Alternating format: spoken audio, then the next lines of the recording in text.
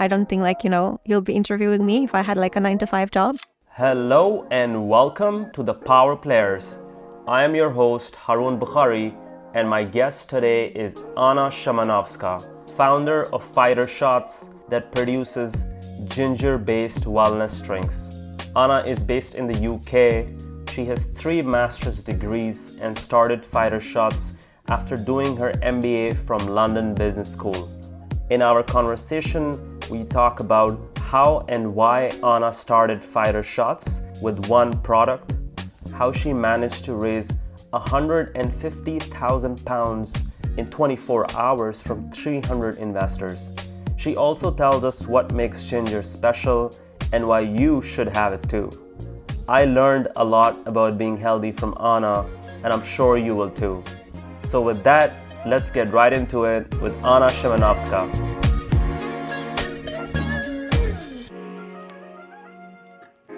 Anna, before we dive into Fighter Shots, I would love to hear a bit about your background, where you grew up, and what your childhood was like. All right. So I'm Polish. I came from Poland and basically was raised and educated there. First time outside was just like a year exchange, to Germany, and then did a little bit universities in a few countries here and there. My last one was in the UK. I did MBA, and that basically was, I guess, just like background for my business, because MBA, I think, is a great preparation for that. But just also to answer your question about the background and childhood. So I grew up in quite a small city outside of Krakow. I have one sister. She just got married. I'm very, very proud of that and happy. I was in Poland last week for that. And she's also pregnant with twins. So yeah, my sister is like a very responsible and family-oriented person, whereas we are right now here in Lisbon, traveling the world. So yeah, we're definitely very different personalities. And when you were growing up, did you have an entrepreneurial spirit, or did you have any experiences which kind of led you to this point? I guess we all have, right? Some exposure to business. I mean, businesses are everywhere, right? So of course, I was always asking myself when I saw, let's say, like a big project, big factory, right? I was asking myself how someone has started this. To be honest, I was always very fascinated by huge factories. So I come from south of Poland, where it was very industrial. I actually was always impressed by, all the machinery, all the kind of, the mining industry. There is, a few other industries in Poland. And of course, you ask yourself, who kind of starts these kind of, ventures, and, how do you kind of operate it? How do you manage these hundreds of thousands of people, right? So that kind of they work towards the same goal. So even though a lot of people might think, Poland is not a very entrepreneurial country, I don't agree, because obviously in every country you find, big companies and someone is behind them. So, yeah.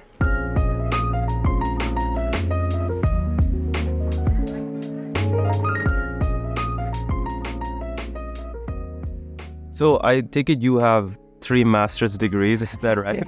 I do, yes. So walk me through, what were you doing from, say, when you graduated to right before you started Fighter Shots? Yeah, so my first degree was actually in industrial engineering, where you actually learn how to operate like a factory and you optimize, the processes.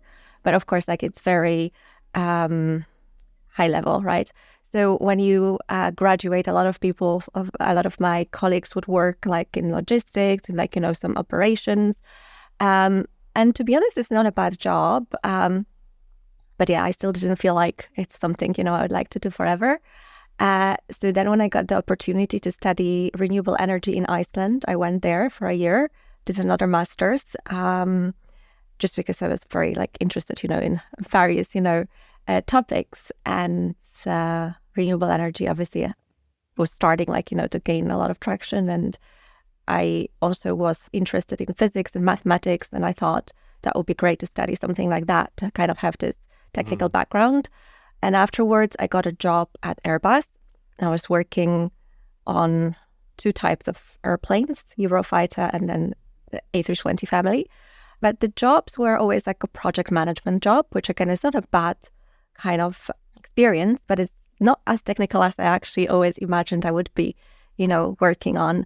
For example, on the A320 family, we had to make sure that the aircraft is delivered on time to the customer, to the airlines. And you learn a lot about how the whole aircraft is being built.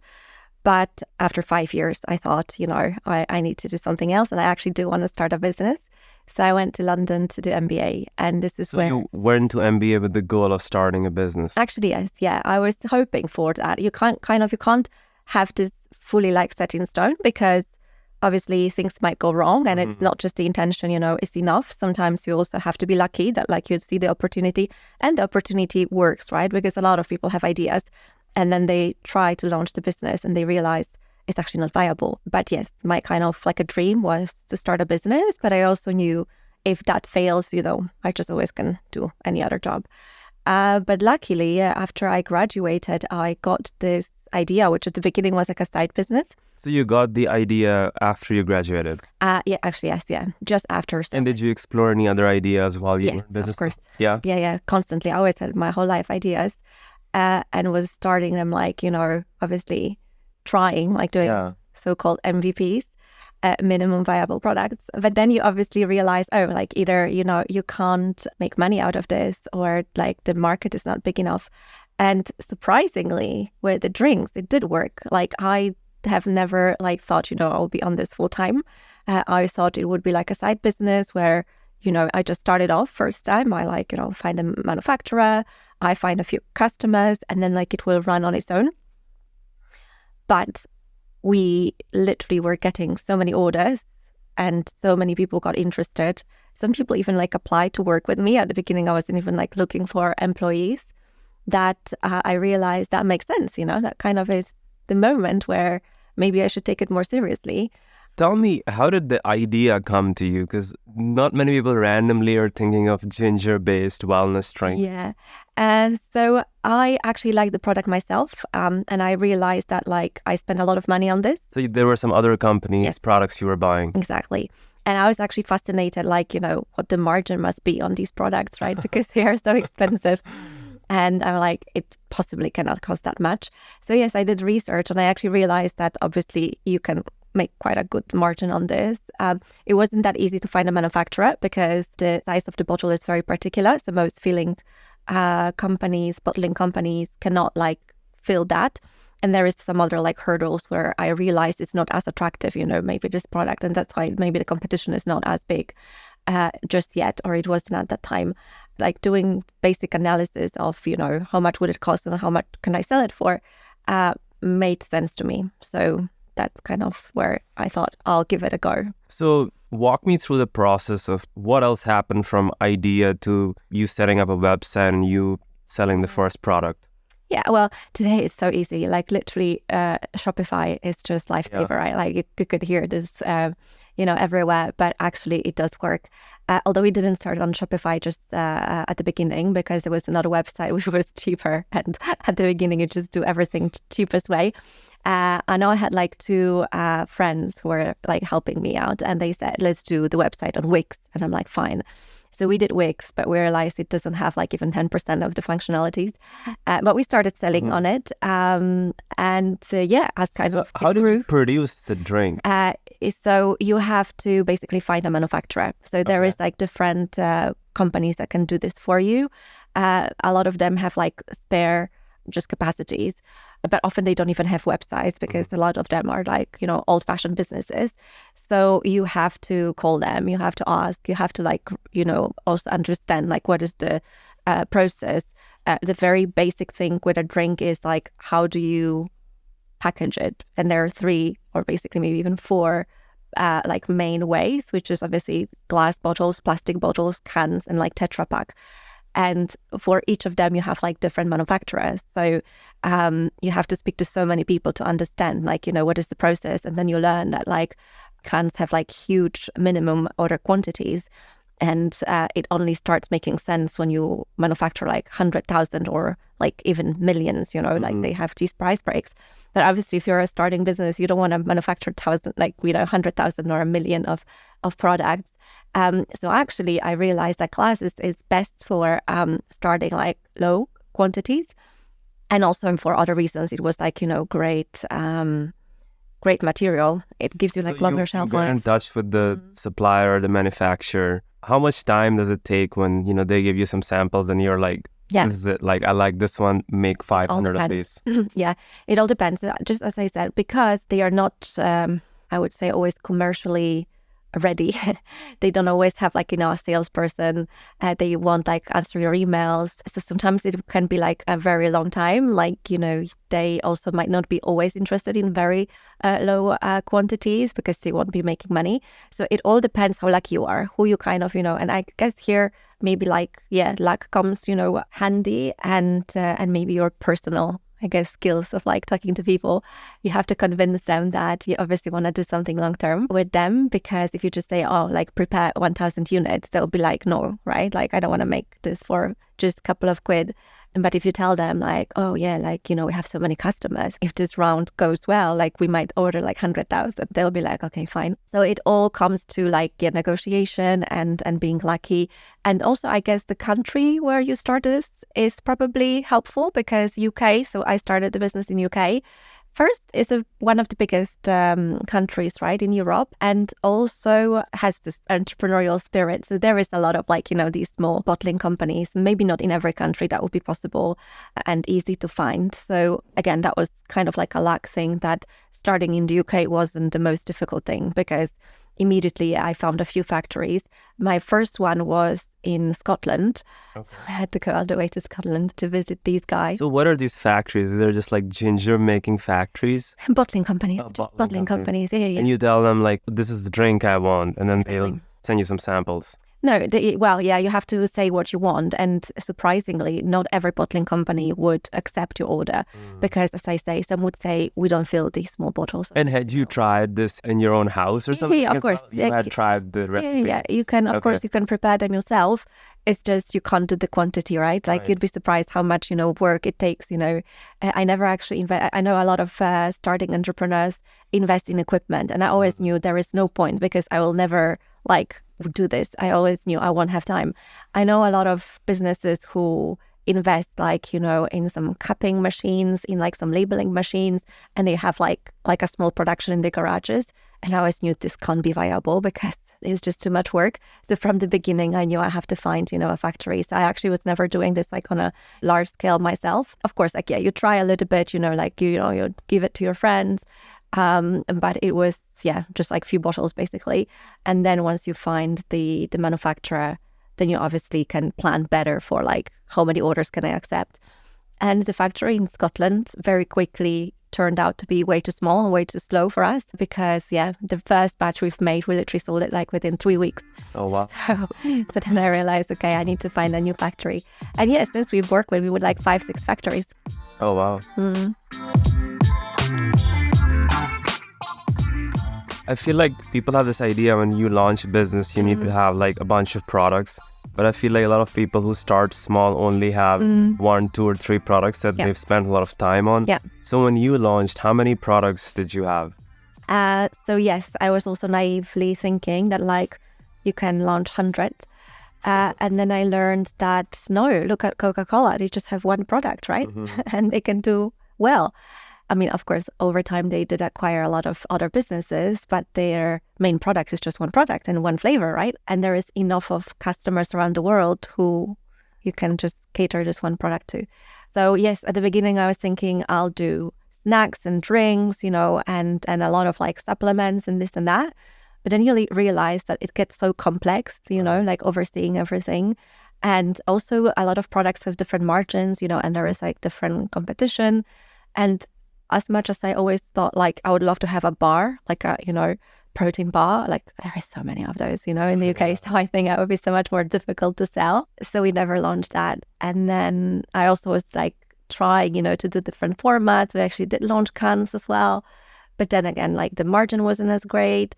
So then you realize like, no, you just focus on what you have and just like try selling it. And it only makes sense because the more you manufacture, the lower your prices will be, obviously, and you have also less waste, right? Because the bigger the batches, literally waste goes down. So it does make sense, to kind of concentrate on one and just like bring it everywhere, like sell it more rather than manufacture 100 things. And also I know I'm trying to learn from mistakes of other people.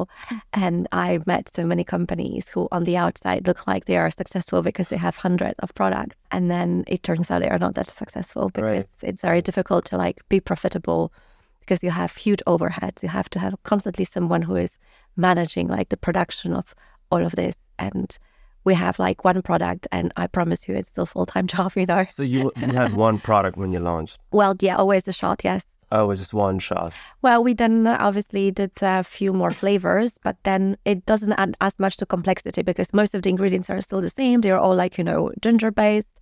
We just add some other, you know, stuff to it. Like some are with turmeric, some have collagen, beetroot. But like for all of them, we order like a lot of ginger, right?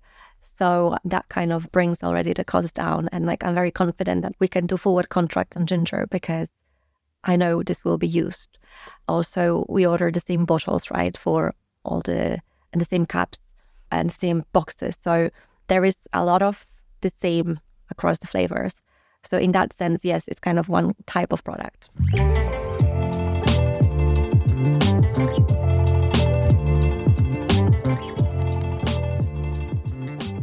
Tell us more about ginger. Like, how does it make you feel? Why is it good for you? Yeah, our recipe is super easy. It's ginger lemon honey, and it's nothing new. It's basically a recipe that in India, you know, people have been using for thousands of years. So people who know, they know. And we realize there is like, you know, a huge untapped market of people who actually have always been using ginger, and you don't have to convince them. But yes, if you want to like grow much, much bigger, then you have to educate people. But we don't have the marketing, you know, like spend, you know, to do like huge campaigns and like, you know, hire celebrities. So for now, we are basically, you know, selling. And I guess people who are buying are those who already know about ginger. And ginger is a spicy root. A lot of people feel like, you know, they are more awake. So like, you know, it wakes them up. So they would... So can I have ginger in the morning instead of coffee? Instead of coffee. Oh, I exactly. can? So a lot of people, yes, say that like they get gingers after coffee or they kind of get bored with it. And when you have a ginger, you just, you know, can mix it up. Another one is it's also anti-inflammatory. It's like good for nausea. When you kind of, you know, have digestion problems, you know, it helps. So it's basically like a very holistic ingredient that, you know, is just good for you. And it's good. I always also say it's important to consume a lot of different products. I'm not saying you just should like have diet based on ginger, but it's good to add it up like, you know, every now and then. We should be eating at least 30 different, you know, fruits and vegetables in a week. And so that's just one of them.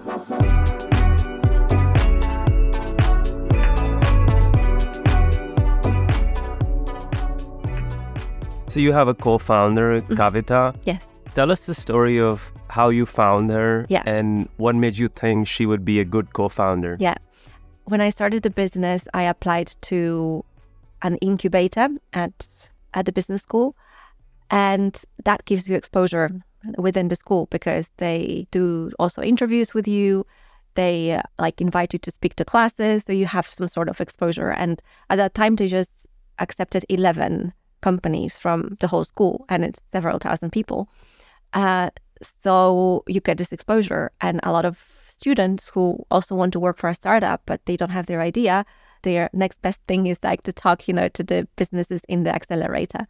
And so, yes, I got like a lot of hits from that. And Kavita was one of those people. But of course, like, because, you know, it's very actually difficult to find the right partner. I mentioned that like at the very beginning, I was actually working with two colleagues, one classmate and her husband. And very soon we realized we have like very different expectations and like we would like do things very differently. So it didn't work out. So they were the unofficial co-founders? They were at the beginning, but 3 months in, they thought it's not going to work because we actually did have in the first 3 months issues with finding a factory. And they just gave up. They said, we'll never find a factory that like will do it cheaply enough. Because I remember the very first quotes we got were actually very expensive. And they said, no, we'll never make money because... So they just laughed. They were like, it's not going to work. Yeah, well, they wanted to like start a family. They needed like full-time jobs. So they said, you know, we just can't afford like, you know, doing this, especially that they saw it's not working. But for me, that was like so obvious it will, because I'm like, there are so many other companies, they manufacture somewhere, so much competition, so many competitors, that it has to, I was like, we just need to look harder, right? I was so convinced that we can find it. And maybe also that's kind of, I always say, easier to start a product that already exists. Because if I was like the first to the market, maybe I would have given up too. I'll be like, yeah, no, I'm just came up with this stupid idea. I will never find anyone who can make it. And then maybe no one who will ever buy it, right? But because like similar ideas were on the market, I knew that there must be manufacturers and someone will buy it, because myself, I was a customer. So like I was always reminding this myself, if I bought, so many of these shots of worse quality, then of course, like I'm confident someone will buy those that I'll make. But yeah, they didn't have the same confidence. And so I realized it's very difficult to find someone who is on the same page with you. So with Kavita, it wasn't any different. I was also thinking, how can I know that like, she'll like the idea, that she will actually want to stay like, long enough? Because a lot of people think, oh, it's cool to work for a startup. And after a few months, they're like, oh, I'm done. I want to have like a full-time job with holidays. School friend, or she reached out to you? She was also doing MBA, but in Dubai. So I never met her because I was based in London and she was based in Dubai. But through the same like classes and connections and professors, and as I say, like, we have this like portal, with the website where like, the businesses are listed. So that's how she came across, and she contacted me. And it was like just good timing, because I started doing some research on Dubai, and I mentioned also that like I didn't want to educate people what is ginger, because that's too expensive. I wanted to go to a market where people already know about it. And Dubai was one of those places, because I kept hearing from friends from Dubai, or like friends of friends, who are saying we'd love this product there. And why is that? I guess it's just cultural, maybe, that like people added, to their food. And there is also like a lot of influence from India, right? And ginger is very popular, it grows in India. So it's just maybe like more people know of it. And so I kept hearing that it would make sense to be present there. So when she contacted me, I actually already had like a list of tasks. I already had like some contacts, some like distributors that like I never had time to really connect with, because, so much you can do. I was like busy with sales in the UK. So I said, fine, like if you want to help, do these tasks, translate the label into Arabic, talk like, to these people. And she actually did all of this. So that came was with kind translation. of her interview. Yeah, it was like a real time. It actually worked best, because she also understood what actually it takes, right? I wasn't like, like a lot of interviews, I think, it's like a topic for another, I think, discussion. So many interviews are broken because I feel like people are lying to each other. Like, the employer is selling the dream and like talking about like tasks or projects that might never even like come across. It happened to me so many times, where like people lure you into this job and say you'll be working on this, on that, and you got into this job and like nothing like that. It's completely the opposite. It's completely the opposite. And also like, the person is like, like, I'm so great with all of these things. I have no weaknesses. Exactly, I have no weaknesses. My only weakness is that I work too hard, right? Yeah. And then people I just do too many things at the same time. I'm just like exactly. too accomplished. Yeah. So that's what happens, I think, during most of the interviews. And so I never had an interview like this with her. I just said, look, like, just do these things. And she did. And then I realized that, like, we have to make it official. So, like, after 2-3 months of helping, and actually also I sent her, like, I remember first, like, load of samples. And she immediately, like, sold it actually for money. So she already made some money. And I was like, oh, like it can actually work. And she was very, very excited. She had her own ideas. And yeah, it's 3 years on. So we signed a contract with like vesting equity. And it's just about like to vest fully. So I'm very proud she stayed, over all of the time, 3 years. And yeah, we grew like hugely. She definitely has grown the company. And as of now, we are like in 300 outlets there. And we are just constantly keep like, getting questions from more and more distributors and like, places across the whole GCC, not only UAE. So we know that there is huge potential.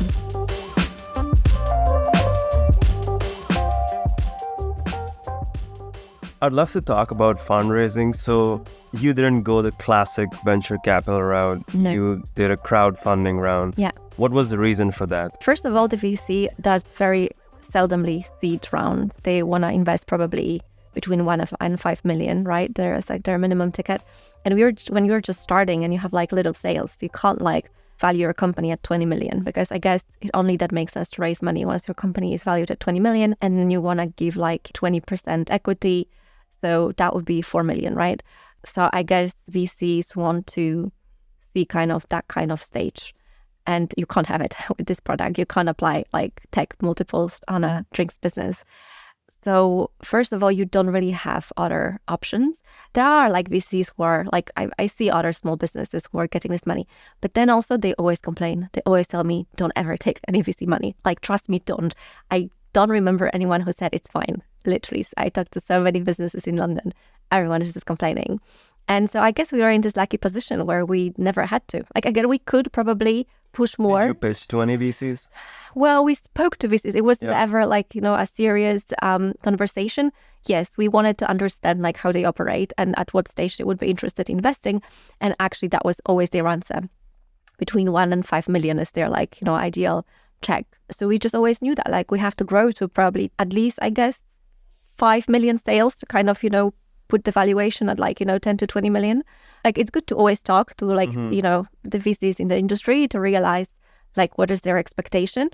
But I never like felt, oh, we need their money. Of course, the more money you have, the quicker you can grow. And what did you need the capital for? Was it just the first order? Yeah. So basically, the first, so we only raised again, like in the first year, just 150K, very little. And we fully paid it towards the product. So we just paid the factory basically. And then we were selling. So that was very easy. So you raised £150,000 in 24 hours from 300 investors, which was 2x over your target. Yeah. How did that happen? So this platform is quite popular in the UK. It's called Crowdcube.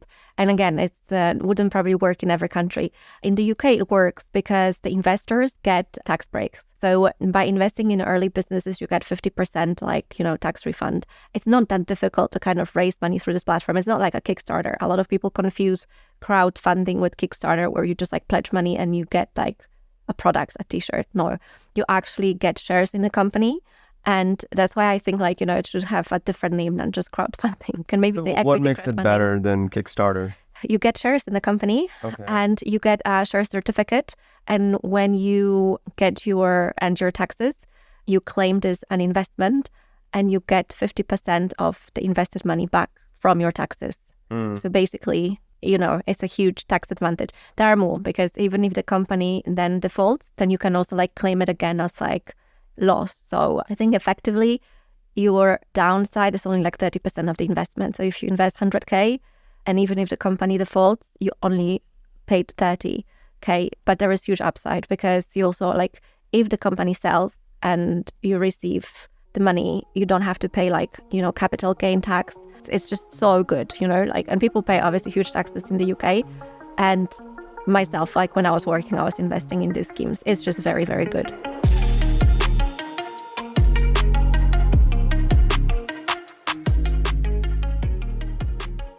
So your co-founder is from the UAE. I guess it was her idea to launch this in the UAE. Yeah. How's the move been for you so far? And is that one of the main markets? Yeah, both. Like, it's growing a little bit faster than UK, so it will be probably bigger. But as of now, I would say half of our sales, goes to the UAE. And we of course have some other countries, like I would say it's 10%. But then like if I have to give you a percentage, probably 45% of sales UK, 45% UAE. And what's the mix of retail versus online? Also, it changes a lot. And as we speak, literally, right? Because we can get like a huge order for like, 100,000 bottles today. So again, it shifts that. So it's work in progress. But in the UAE right now, 100% is retail. We used to sell at the beginning also like, directly on Amazon. But online is not as popular yet in UAE as it is in the UK. So we decided like it doesn't make sense, to kind of invest in a channel that is not as big. Is your own website, or is it Amazon and other things? Both. So online could be anything. Yeah, there are so many marketplaces, online marketplaces where you can sell, but also your own website, some drop shipping website. And Amazon is also like big. Yeah, so we also heavily right now invest on Amazon, hired an agency who helps us. I believe in Amazon, like because you can do so much more there. We'll be launching like right now a new product, and I'm also already very excited to see how it's gonna do on Amazon, because in the UK it's a fantastic platform. Like everyone buys on Amazon. I'm not sure if you've been to London recently. I have not. It's just so I don't know if funny. 2 years is recent. I just noticed it always, maybe because like I'm just focused that much on it, but when you walk on a street with houses, in like every, like I would say 3 out of 4 houses have like a Amazon parcel outside of it. It's so many people ordering. Like in central London, you just walk and everyone is like, or like in trash, you just see Amazon parcels everywhere. You can just tell how kind of it got convenient.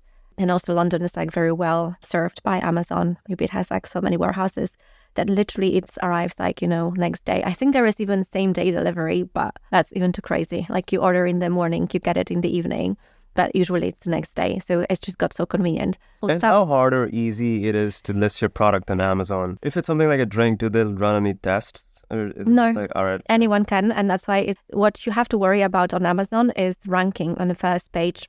They have, I'm sure, billions of products. Anyone can list it. I actually love the idea because every other outlet, they have a buyer, right? Who kind of is the gatekeeper. And they would obviously need to test the product first, and if they like it. And again, the process is very random because sometimes it might be great product, but maybe you don't have this like relationship with them. They would just not list your product. And so getting like into supermarkets is very difficult because you have to like do all this prep work, right? And then maybe they'll be like, fine, like I'll give you a test for 1 day. Let's see how you sell.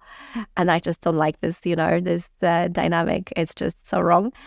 Amazon in that sense is just, it proves itself. Like anyone can list, but if your product is bad, it will be listed on like page 200, right? So no one will ever find your product. What page are you on? So for ginger shots, we're on first page. Yeah. Oh, wow. If you Google ginger shots, yeah. You mentioned you're launching some other products, and I saw on your website you also have a pomegranate juice. What other products are you launching, and are you going to stick to this like wellness shots, or do you have like, different kinds of things you want to launch? Yeah. Well, as I say, ideally, I would love to launch millions of products. Whenever I see a product I like, I'm like, oh, I want to launch this too, right? But you have to be realistic that, you have obviously limited budget. As I said, you have to ideally order thousands of products to make it viable. And I don't have millions to invest, right? If I had, actually, to be honest, if I had different budget, then probably I would think very differently. But for now, with the limited budget we have, we just go for products that we know will sell. So why we are launching, for example, now this new actually pomegranate shot, because our customer asked for it. We just got like a listing, literally just last week I was in Leeds and visited this chain of BP and Shell petrol stations. And the owner said, we would like to have more shots. They are selling well, but we want more. We want that to make a pomegranate shot. And we're like, okay, if you're going to buy, then we'll make it, right? So that's kind of how at this stage it works, which is also like a great place to be, because at the beginning you have to just trust your gut and like do a lot of research, make a product, and then like wait, someone buys it or not. Whereas at this stage, we literally have customers who ask us for it. And there is also another story like this with another customer who we launched like this test for hemp only, just test. I literally, at the beginning, I didn't even want to make it maybe full-fledged product, because as I said, you also don't want to have 100 products, to kind of, customers also can get a little bit confused when you have too many SKUs. And so the hemp was just to also attract your current customers and say, oh, we're doing something like limited edition for some time. But this customer said, no, I want this hemp shot. I want to import it to Mauritius. And I already, discussed with the government here and will be the only importer of hemp. And I want you to prepare a full shipment of hemp. So you're okay, we can do it, right? So that's kind of how it works. You just listen to your customers. If they want something, then you just make it for them. And you're also selling a stainless steel straw. What's the story behind that? I love how you made this research. No, it was just, again, additional. It's not a main product. It was just, we were thinking, some companies are selling accessories, and we wanted just, again, to draw attention, right, to our juices. And it was just a blog we've written that obviously juices are acidic. It's not great for your teeth. So best, you should be drinking always juices with a straw. And so we thought, since we were giving this advice, we can also add a straw to our, offering and make it branded. So we basically also engraved fighter shots on it.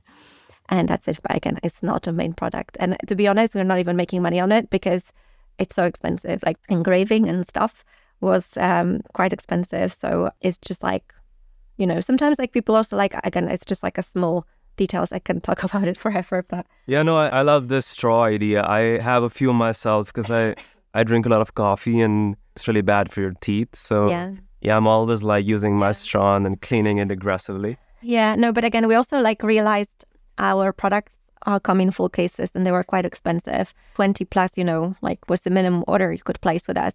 So we realized that like some people want to, let's say, kind of hit like the free shipping, but they are like missing £1, right? So then we give them a product they can add to kind of hit that. That makes sense.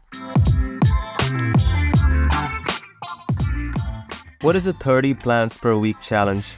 You should be eating 30 different fruits and vegetables every week because each of them has different vitamins and minerals.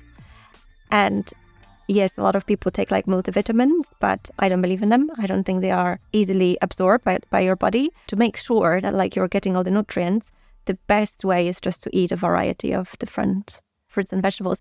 And interestingly, if you think about how many different fruits and vegetables you've eaten in the past 7 days. Me, probably like 2. I don't know. I didn't even know there were like 30 things I can eat in terms of plants. Exactly. Like a lot of people constantly eat the same thing, like banana, apple, just like very basic. And I also realized that I would be eating like maybe 5-6 different things constantly. You're just not getting all of the nutrients from it. So, this list kind of to make it easier, just kind of, you can check. And a lot of people love it. And myself, sometimes when I feel like, I am lacking ideas like what to eat, you can look at the list and remind yourself that there is actually pumpkin and beetroot, right? And like so many different things.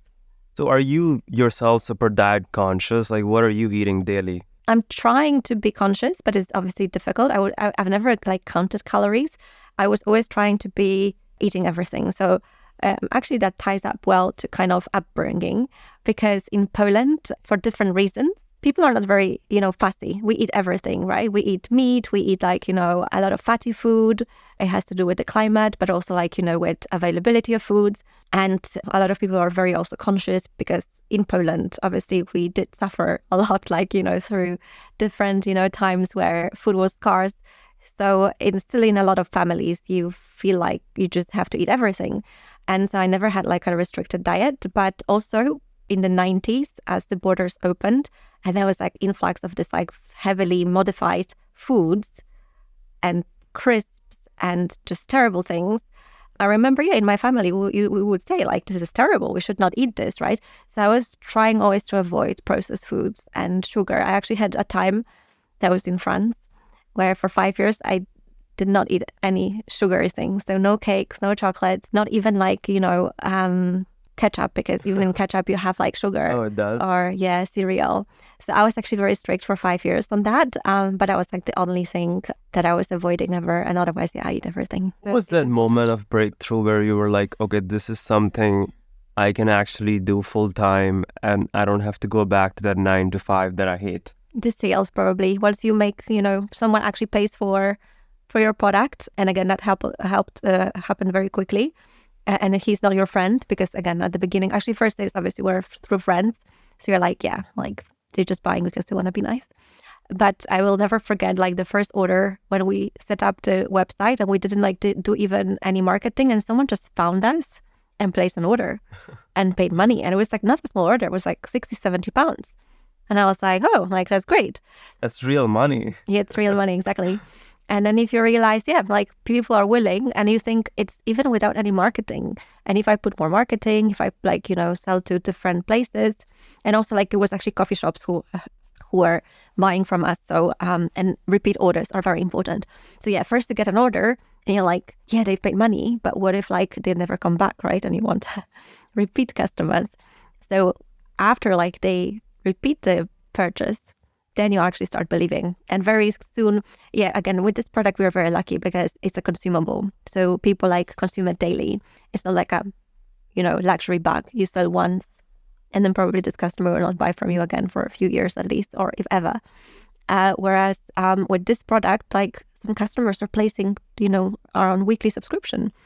I have customers who place like more than 50, 60 orders, with us in the last like less than 4 years. That's amazing. Yeah, like this definitely gives you confidence, and that happened quite quickly within a few months.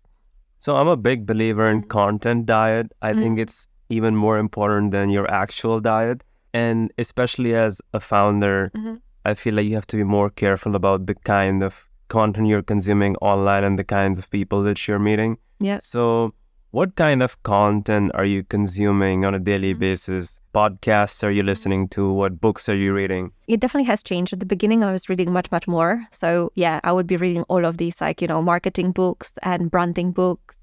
Yeah, how to start a business and like, the lean startup and like all of these. And then after some point, like you feel like you more or less have, the trajectory. So you do less of that. Actually, to be honest, maybe right now would not be a bad moment to kind of start reading about scaling more, because again, we are in this comfortable position where we have nice sales, we have a small team, we are quite comfortable, but again, we're not Coca-Cola yet, right? So of course, is that your goal, to be the Coca-Cola of this industry? I mean, that would be great. Yeah, I'm not really thinking that we have to be this big, but there is also like, in the middle, right? If our sales were 100 million, which I think is very, very achievable, yeah, that will be kind of next stage. I don't think like we need to sell for billions. Like it would be very different company as well, very different everything. But yeah, like being some mid-sized company, I guess would be really nice for different reasons. Not only like, because out of vanity, but then also like another aspect I really like about the business is actually hiring and training people. Over COVID, like we had like 5-6 employees through like, this governmental scheme that otherwise would have been unemployed. And so they work with us, and very soon all of them got like amazing jobs with like really big brands. And that was like very fulfilling, like when you work with people who you realize, you're helping really, and they help obviously you. And we also learned so much and gotten like, so much done from them. So that's kind of one of reasons why I would like to grow, to kind of, create more jobs. Coming back to the books. So I guess, yeah, to grow more, probably I would need to read more, like, and train myself more on that. But yeah, I definitely listen to less. Sometimes, yeah, there's now more podcasts. So I listen sometimes, to founders. Yeah, I do like listening to other founders. Amazing. Yeah. Actually, my last podcast I listened to was the founder of Grenade. So it's like a big brand in the UK. They do protein bars, of course. And they just sold to Mondelez, I think, for 200 million. And that's not bad. Yeah. And the founder had like very honest insights. I really enjoyed that. I really enjoyed listening to that. And yeah, that's definitely a good idea to like every now and then listen to founders in your industry.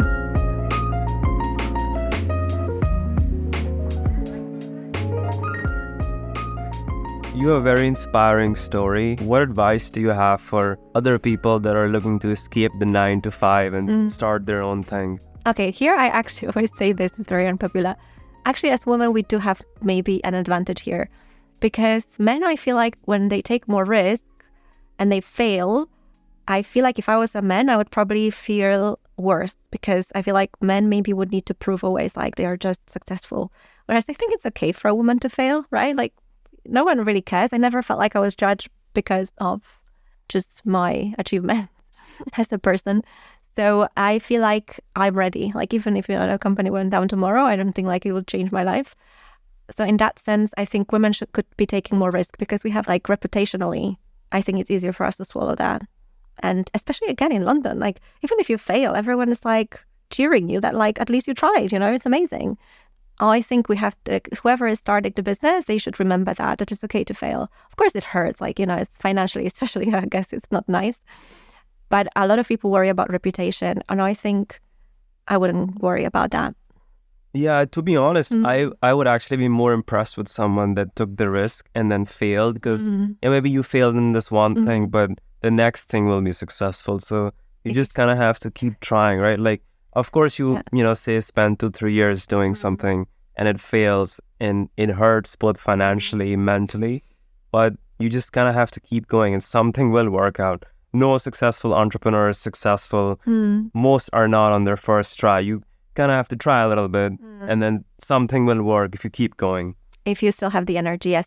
One only thing I am just aware of as well, that like with time, you obviously, as you age, you might not have the same energy anymore. Like, you know, you had in your 20s. The motivation goes down. The motivation might go down. But again, not for everyone. There is amazing entrepreneurs in their 40s and 50s and beyond who still kind of hustle.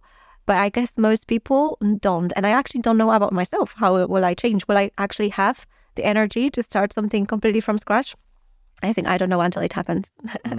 So entrepreneurs sometimes face, you know, this imposter syndrome, like self-doubt. Am I good enough? Have you ever felt these feelings? And if you do, how do you manage them? I think everyone does that. Like a lot of people in jobs, actually, I hear it all the time. Like, or I see actually, a lot of people are in jobs and I feel like they don't even fully know what they're doing, right? They are like being given this task and they're doing it and they don't even know how it fits like into the bigger picture. So working a lot, like, in corporate jobs, I noticed like sometimes people are being asked to do something, a presentation, a slide, and they do it and they don't even question why. So it doesn't only happen when you run your own business. Again, my business is obviously not rocket science. It's not like difficult tech that, you know, I every day have challenges of will it work? No, we already have done the product. It's selling. We obviously just have to improve small things like, you know, increase our margins, do more marketing, like think about financing. But if you're doing this for 4 years now, for me, you get used to it. So obviously I don't have the same worries I had at the beginning. Yes, at the beginning you do. And with time you just get used to it. So I guess it's time is how you deal with it. Just stick to it. And after some time, it just becomes every day to you. What do you hope your legacy will be in your personal life and then in your business life? I think it could be connected, right? What I said, like creating jobs is actually amazing feeling. You know, working in a corporate job, you don't always have that opportunity. Of course, you can be like also sent, you know, to a new country and like start a unit. And in that sense, you also shape, you know, like someone else's lives. But small things. I always compare myself to like, what would I be doing in a corporate? And I always feel like my impact would be much less and less people would be doing it. And I don't think like, you know, you'll be interviewing me if I had like a 9-to-5 job. I will be telling you, today I did like a presentation. It was a great presentation. Beautiful. Like my boss liked it, right? So I compare myself like to what I would be doing otherwise. Not to other people, but like what are my other options? Because I'm very much aware I would probably not be suitable for like, you know, starting like an innovative tech business because I'm not that technical, right? In that sense, I'm happy, like definitely with what I'm doing now versus what I would be doing otherwise.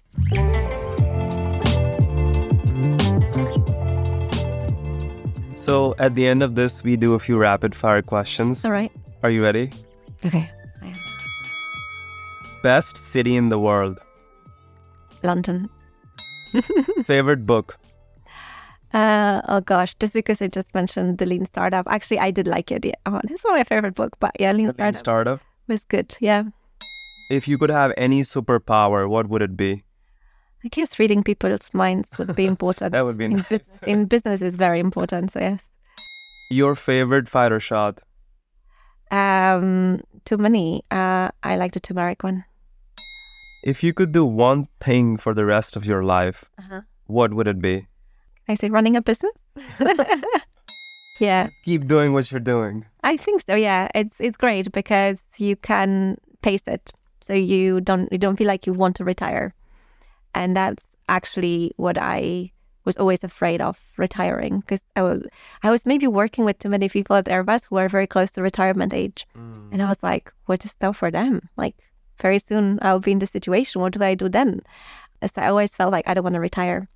And when I see, I'm actually very much, you should add this question, who you are looking up to.